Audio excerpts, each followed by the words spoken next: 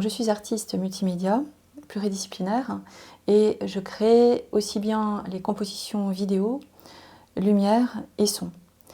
L'idée est de créer une œuvre sensible qui, par la multiplicité des entrées, on va dire perceptives, vont conduire le spectateur à entrer en immersion avec l'œuvre à travers la focalisation du point focal.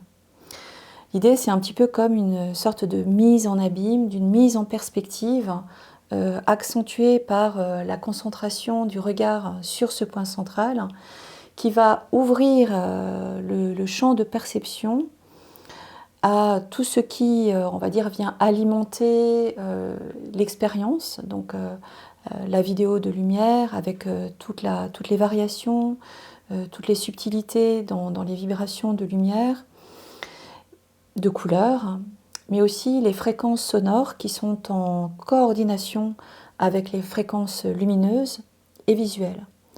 Donc c'est un dispositif qui vient, on va dire, stimuler l'ensemble de l'être dans sa sensibilité et qui est véritablement une sorte de matière immatérielle, puisqu'il s'agit de sculpture de lumière, une matière immatérielle qui est travaillée le plus profondément dans toutes ses dimensions, donc lumière vidéo, lumière de projection, mais aussi intensité de vibration dans des sons qui sont soit des ondes qui sont très profondes dans des basses fréquences, mais aussi des rythmes répétitifs qui rappellent d'ailleurs la musique minimaliste ou la musique techno, qui va donc en coordination avec le visuel venir entraîner et en quelque sorte envoûter le spectateur.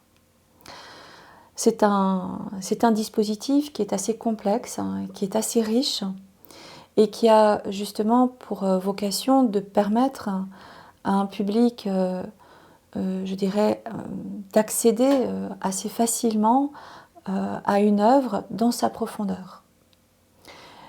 C'est bien pour ça que j'entends le terme immersion comme un dispositif qui va créer les bonnes conditions à la concentration.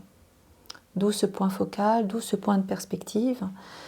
Et je précise que même si le spectateur est invité à focaliser son attention sur le point central, il garde un champ visuel ouvert.